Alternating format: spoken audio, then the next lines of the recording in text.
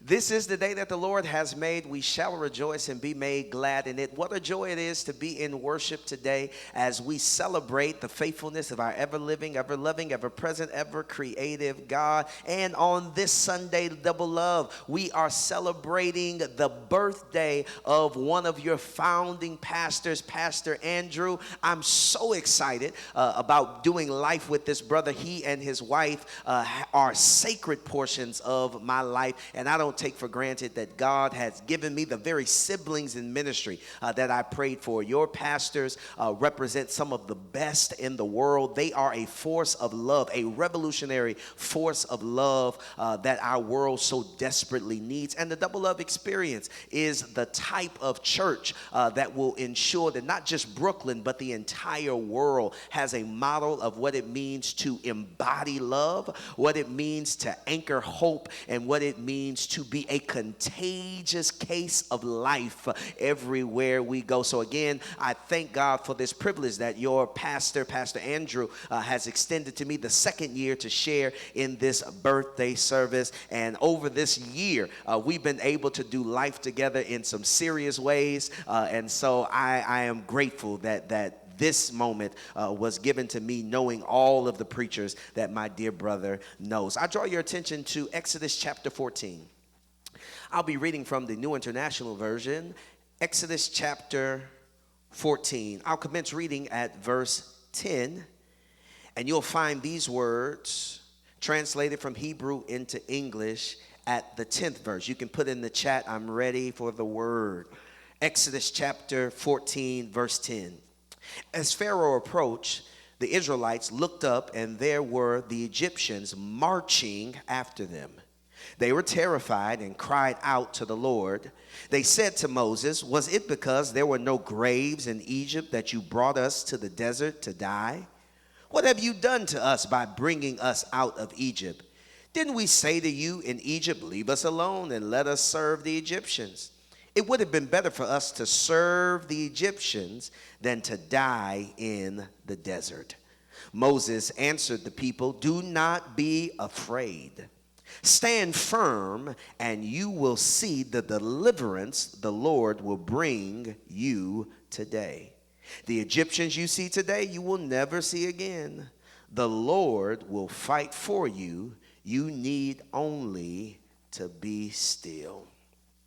I remind us that in chapter 2, the children of Israel cried out for God to abolish slavery, for God to liberate them.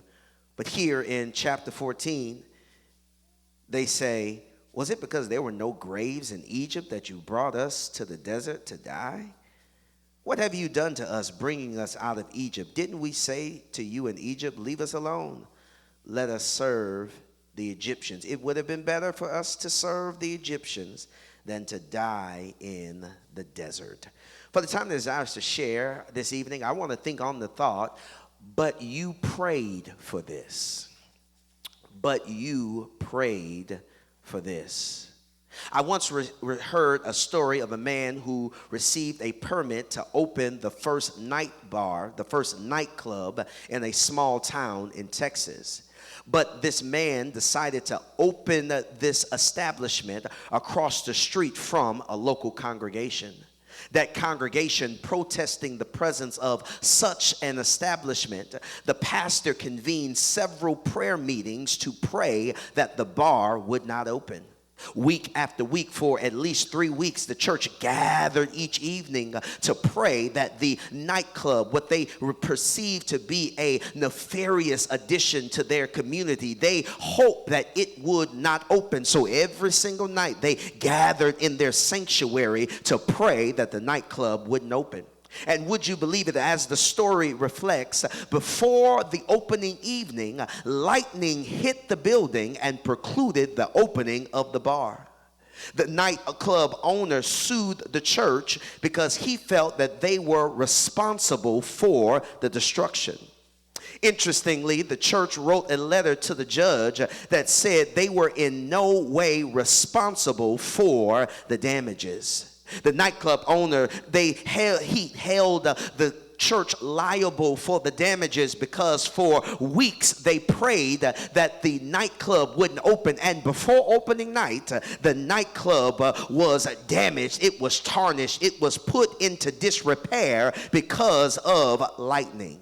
As the judge sought to hand down a decision, he was bewildered that the man who owned the nightclub believed in the power of the church's prayer, but the church clearly didn't believe in their own power and in their own prayer. And that is a very interesting way that I enter into our conversation tonight, because what is interesting is that the judge raises that the church, although they met every single week in belief that their prayers could stop the opening of the nightclub, but when the nightclub did not open, it was the nightclub owner that believed in their prayers, but they didn't believe in their prayers. And where I land in this moment is that, if I'm not guilty of anything, I want to be guilty of getting a prayer through. I want to be guilty of being able to talk to God. I want people to know, if they don't know anything else about me, I want them to know that I have a habit, I have a culture, I have a practice of calling out to God and believing that God will answer. And as I start this sermon, maybe there's someone watching tonight that can say, Pastor, I'm right there with you. If I don't know how to do anything else in the life of faith and the life of the Spirit, you better believe I know how to get a prayer through. I know how to have a conversation with my cosmic companion. I know how to dialogue with the divine. I know how to express my life to the eternal one. I know how to have a chat with my creator, because when I call on God, I believe that God will answer. And if you're at home and you're worshiping with us, will you just put in the chat, if I'm guilty of anything, I'm grateful that I am guilty of getting a prayer through, because there is power in having a conversation with our God. That's why our ancestors wrote the song, Have a Little Talk with Jesus. Tell him all about your trouble. He will hear your faintest cry and answer by and by, because just a little talk with Jesus has the capacity to make everything all right. And maybe there's some people here today that can say, even when prayer does not change the predicaments and the precariousness around me, I'm so grateful that prayer can change me. That is what Søren Kierkegaard says. Kierkegaard says that the power of prayer is not in what it does around us, but the power of prayer is what it produces in us. And can I poll one more time? Is there anybody grateful that you are guilty of getting the prayer through? But if I'm crucially honest, there are times that my life hits tremendous slumps and consuming lows with the way things are. There are times that unequivocally that I find myself in a place where I am dissatisfied with how life is unfolding. I'm complaining about the emerging realities of my situation. And if you'll be honest, this is a place that makes it onto all of our itineraries. But what is so frustrating about the dissatisfaction and the uneasiness and unsettledness that life often brings to me is that sometimes the frustration is not because God did not answer the prayer, but sometimes my frustration is with God's answers to my prayers, because sometimes we have second thoughts about leaning into that for which we've spent years praying. And I hope I'm not the only one in here today that can say there have been some times that God gave me what I want, but when I received it, it didn't feel the way I thought it would feel. It didn't look the way I thought it would look. It didn't sound the way I thought it would look. Have you ever been there, child of God, where you no longer wanted the subject of your prayers or the places you desired to occupy because it did not look like what you expected? You can live what you prayed for, but what you wanted does not look like everything you've expected. I've been there where I've had second thoughts about God. Yes, I've had some second thoughts about how God manifested new opportunities. There have been times that I've been faced with the very thing that I asked God for, and once I possessed it, I no longer wanted it. And that's where I locate my lens of the text.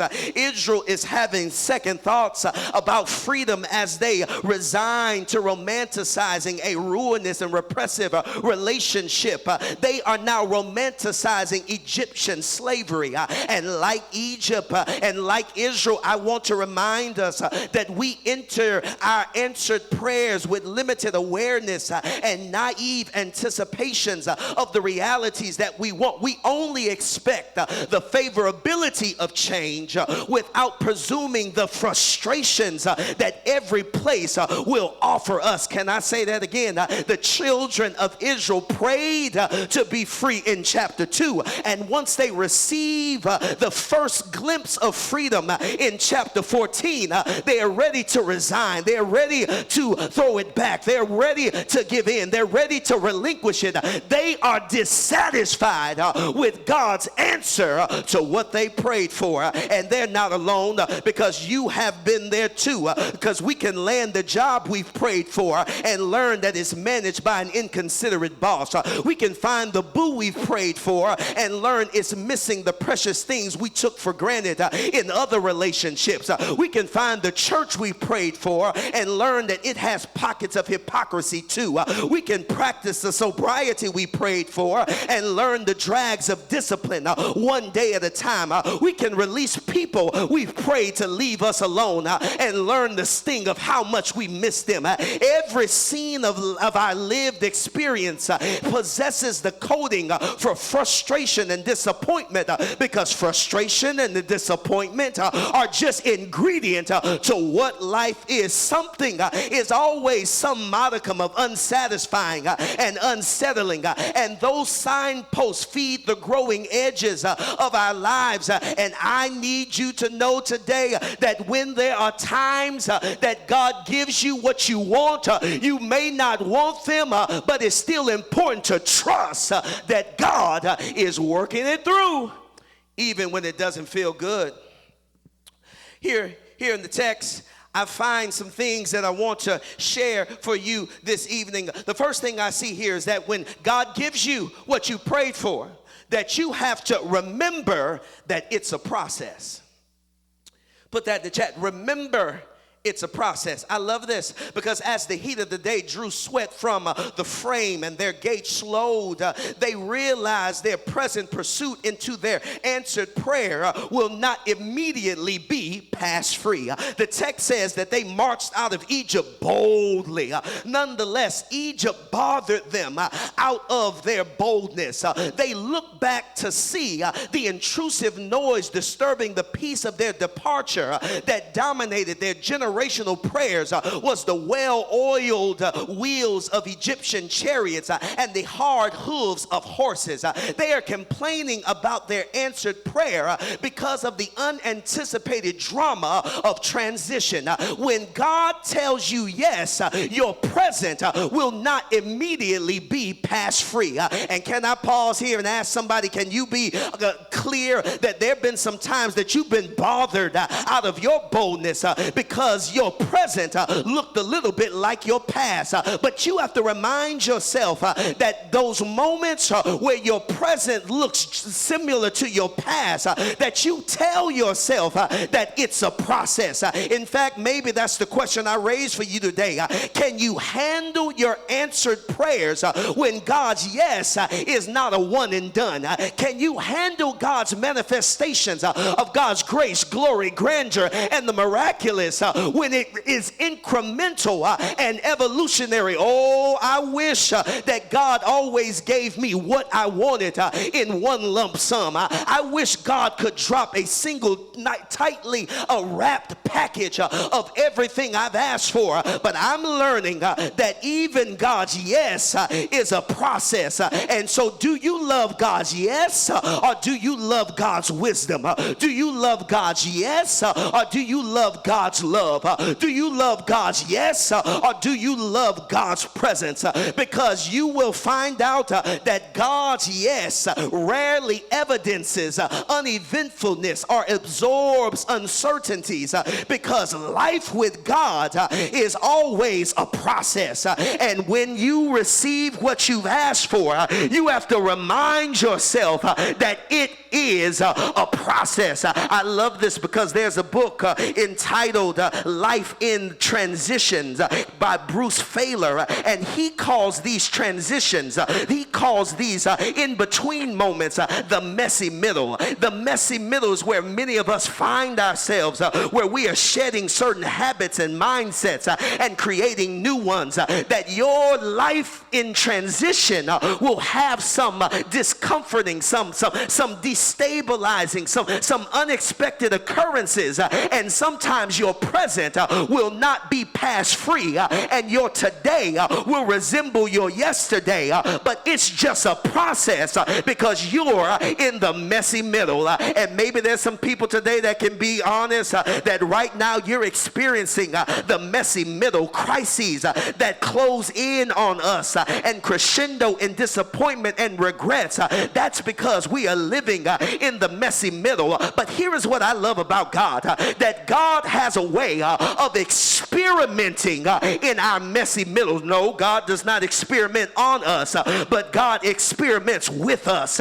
Can somebody give God glory that your creative God is giving you a creative life so that you can find ways to allow your messy middles to be opportunities for development, opportunities for evolution, opportunities for God to experiment and create what you never thought you could. Somebody ought to say, I thank God that my life is a creative laboratory of love where God does what only God can do. Remind yourself that answered prayers, they have gradual fulfillment, and you may find yourself pressured and pressed because you're in the messy middle. Somebody say the messy middle. I love this because I'm still enthralled with the process of metamorphosis. In middle school, we learned about how the caterpillar makes the transition into a butterfly. I love this because the caterpillar goes into the chrysalis and then dissolves itself. In some cases, it digests itself to the point that the caterpillar in the cocoon, in the chrysalis, actually becomes a pool of soup. What one of my friends calls butterfly soup. I like that because if you cut the chrysalis open too soon, what you will find is a mess. If you cut the chrysalis open too soon, there will be goo that will spill out, and it does not reflect the butterfly that will fly and flourish. If you cut the cocoon too soon, the butterfly soup will fly out. But what I love about the butterfly soup is that in that liquid, the caterpillar has everything it needs in order to fly and flourish. In that mess, it has what it needs to grow eyes. In that mess, it has what it needs to grow a brain. In that mess, it has what it needs to grow legs. In that mess, it has what it needs to grow wings. Are y'all hearing what I'm saying? That in the middle of the process, the caterpillar becomes butterfly soup, and in that mess, it has everything it needs to fly and to flourish. Did y'all hear what I just said? And some of us need to thank God for some butterfly soup that we find ourselves in right now. You know what butterfly soup is? One of my colleagues at New York Theological Seminary calls butterfly soup BS. I'm not talking about the BS that I would say outside of church. I'm talking about the BS of life, the messy middle, the butterfly soup that gives us what we need in order for us to go where we're supposed to go. And maybe somebody can be honest right now that you're dealing with some butterfly soup. You're dealing with a messy middle. You're dealing with some BS. The BS might possess everything you need to transform and transition. Ruinous relationships that you entertain too long. That's BS. Family feuds with people you prioritize until you needed them to take care of you. That's BS. Scary diagnoses that came out of nowhere. That's BS. Politicians who want you to pad their pockets and they don't protect you. That's BS. Maggot Republicans. That's BS. Church folking. That's BS. Unqualified people denying your giftedness. That's BS. I ain't cussing. I'm talking about butterfly soup. The mess that has everything in it you need in order to fly and flourish. Somebody write in the chat, I thank God for the BS of the messy middle. Not only should you remember that it's a process, but you should also remember that it's patterned. I love this because God has a pattern of manifesting creative interventions in our lives. That God has a pattern of practicing faithful fidelity. That God has a pattern of practicing faithful accompaniment in our lives. And it's right there in the text. There's seemingly some level of short-sightedness on behalf of the nation because they blame Moses for what they should actually give Yahweh the credit for. It was Yahweh, God, that actualized this abolitionist campaign. But although it was God that drove their stride toward freedom, they complained to Moses. You heard the complaints. They say, was there not enough graveyards in Egypt that you had to take us away to die in the wilderness? What have you done to us, bringing us to die in the wilderness? What have you done? Is this not the very thing we told you in Egypt? Let us alone and let us serve the Egyptians. They are complaining not just to Moses, they're complaining about Moses as if Moses was the author of their abolitionist journey. It was God that tracked the route of freedom for them, and misplaced blame at the feet of Moses only accentuates their misrecognition of God's superintending presence and pattern of being faithful in their stride toward freedom. While they center Moses as responsible for their journey, these formerly conquered people misremember the outsized role that Yahweh figured in their liberation. The only reason why they are where they are and they're no longer in captivity is because God demonstrated a pattern of intervention that made doors open and changed policies that set them free. You all know what happened. The text says that there were 10 plagues that moved history to this moment.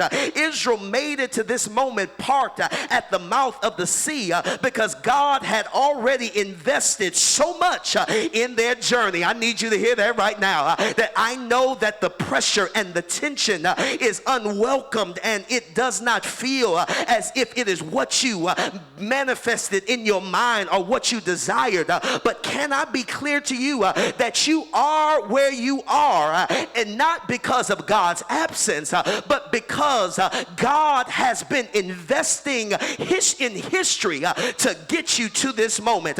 Look at what happened for Israel. God already already turned the waterways of Egypt into blood. Frogs had already been dispatched to cover every inch of the nation. Dust had already been turned into gnats to blanket the whole nation. It had already been clear that flies would fill the homes, that the nation was inflicted with the death of livestock, that boils formed on the bodies of the Egyptians, that hail stormed down. God had already invested in Israel's progression to this moment.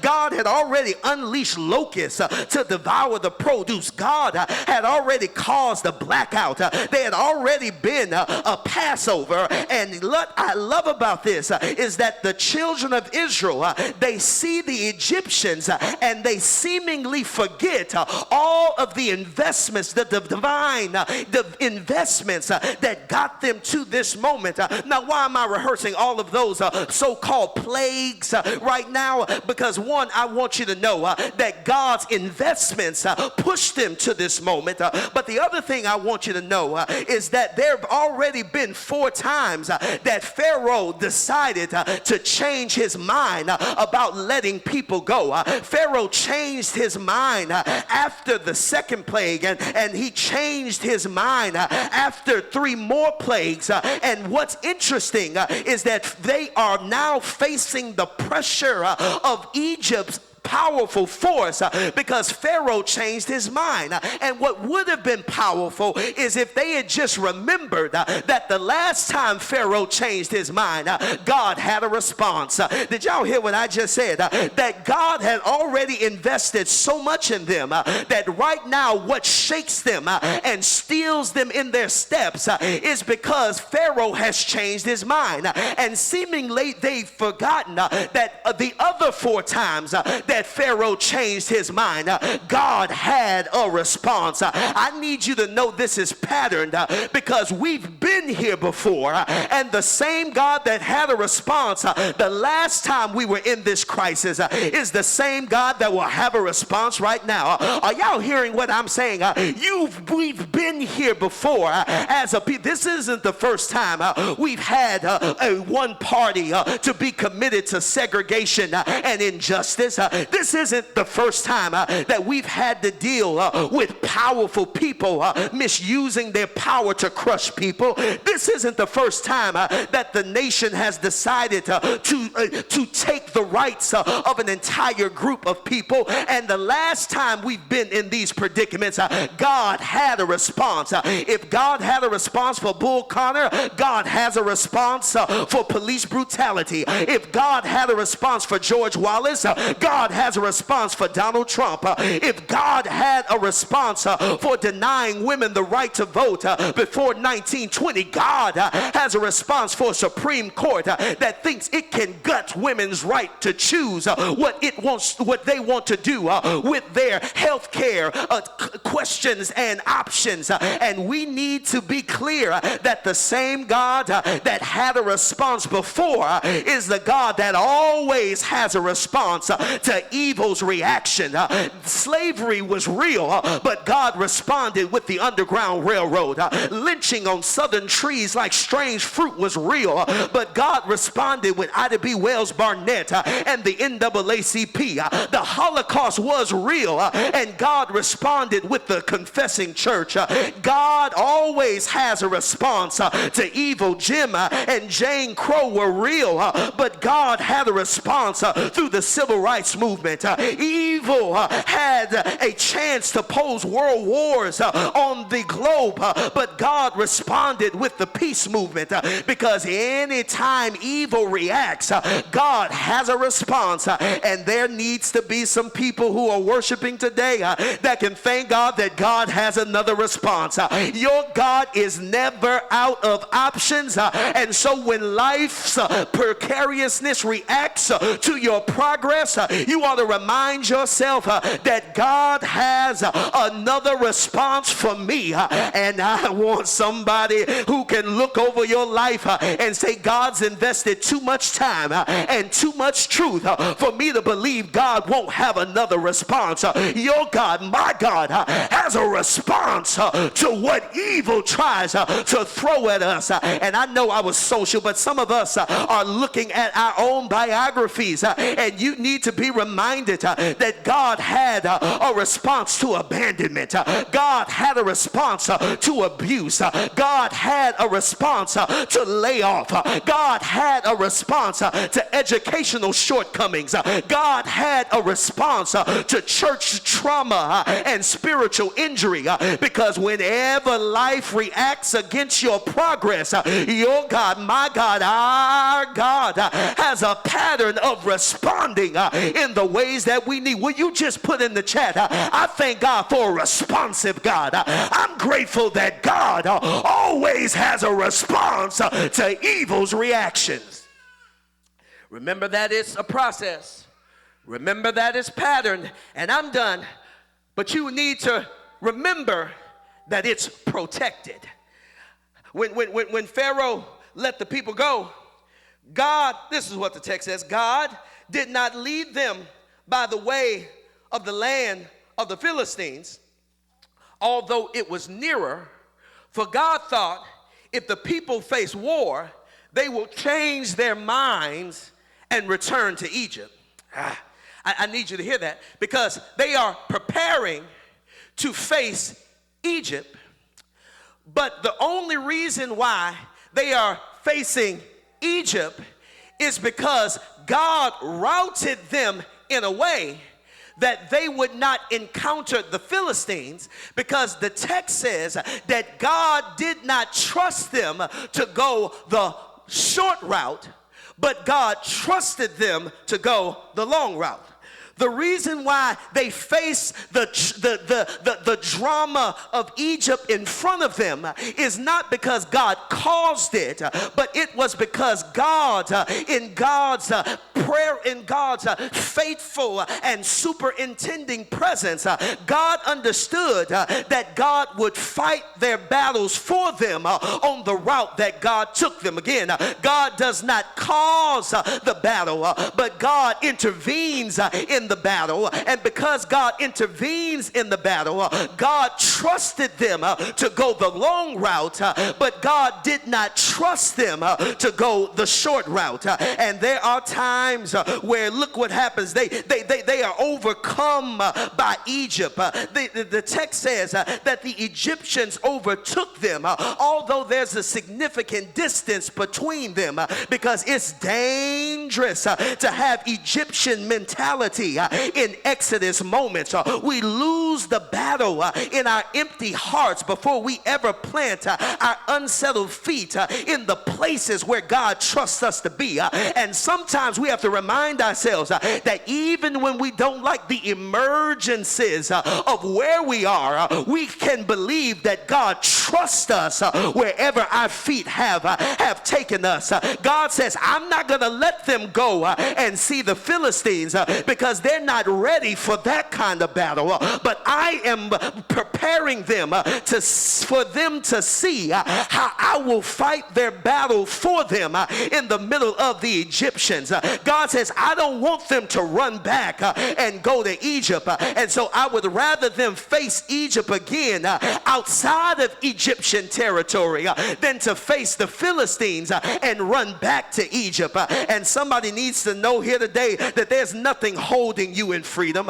You can go back to those places that undermined you and those places that did not feed you. There's nothing holding you in the freedom, the hard fought, the sweaty, bloody freedom that you inhabit right now. You can return to pain and pretending. You can go back to dysfunction and depletion.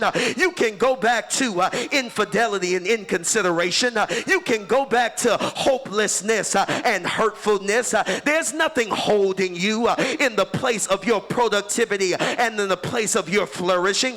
You can go back to agony and affliction.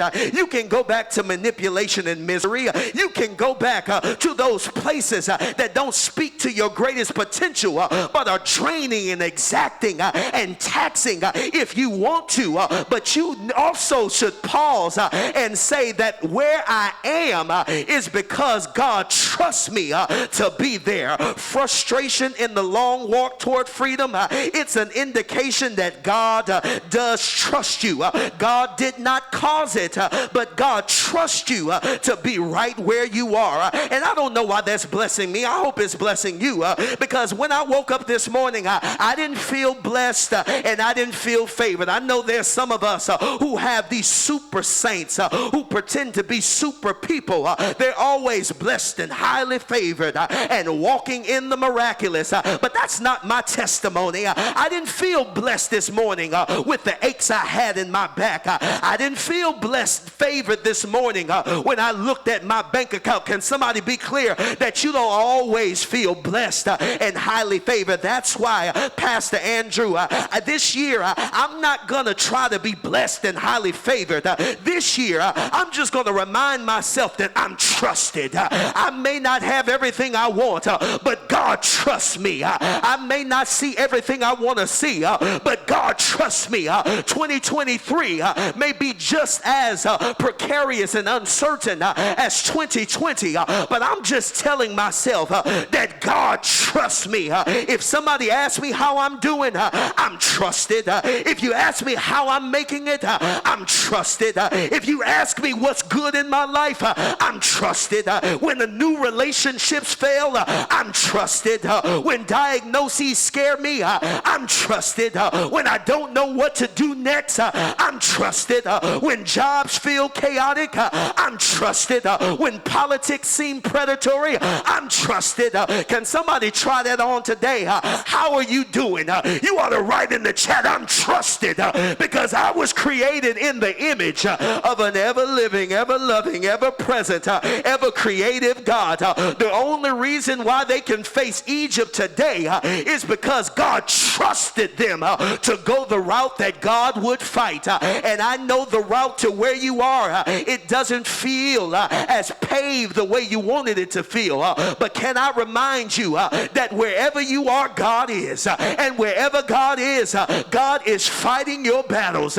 Can somebody in this cyber sanctuary just give God glory vocally and in written form and say, God, I thank you that you trust me. I don't know how I'm going to make it through this, but you trust me. I don't know how I'm going to build the life I've been praying for, but you trust me. I don't know what's next for me, but you trust me. And as long as God trusts me, I can learn how to trust God, because Moses says that your God will fight your battle. And that still sounds good to me from the old church, that God fights our battles. And I am where I'm supposed to be because God trusts me right where I am. Somebody say, it's not the route I wanted, but God trusts me right where I am. I'm done, but everybody knows that I love Morehouse College. I'm a 2009 graduate of Morehouse College. I know your pastors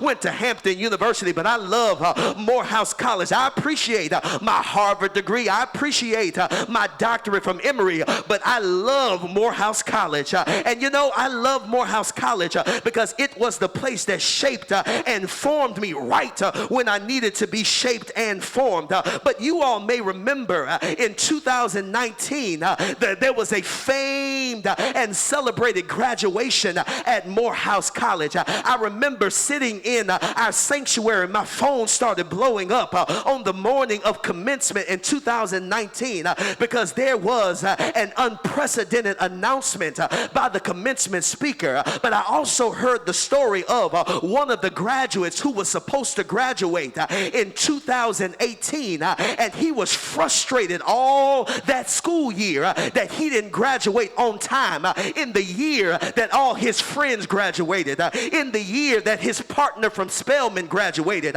He spent that whole year sulking because he didn't get out of Morehouse at the same time that other people got out of Morehouse. He didn't go to senior week. He didn't go to homecoming. He didn't go to all the festivities during Founders Week because he was despondent because he didn't graduate at the time that he wanted to graduate. He didn't make any new friends in the class of 2019.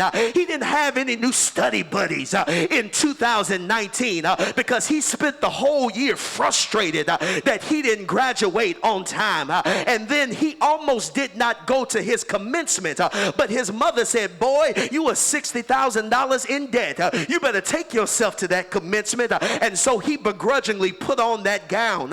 He put on that mortarboard. He had the stole around his neck, and he sat with the class of 2019 frustrated that he was supposed to graduate in 18, but now he's not graduating until 19. He's not really paying attention to the ceremony. The glee club is singing and his head is down.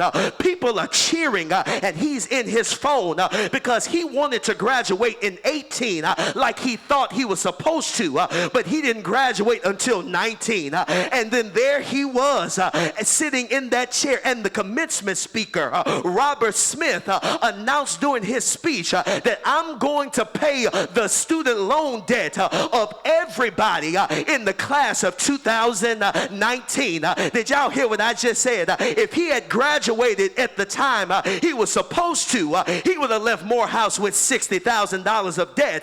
But because he graduated when he did, he received a clean slate into the new world. And that's what I'm saying to somebody here today.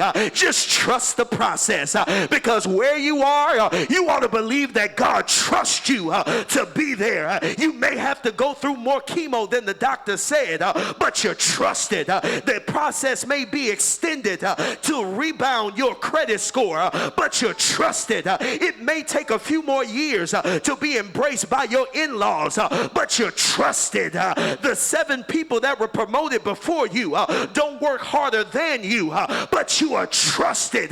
Can anybody thank God that God trusts you to be right where you are? And if God be with you, it does not matter what comes up against you. Will you just open your mouth and thank God that you are trusted by a God that's able to do exceedingly abundantly above all we could ask or think, according to the power that's at work in us. I know it doesn't look like what you prayed for, but you ought to thank God that it's protected, because God trusts you to be right where you are.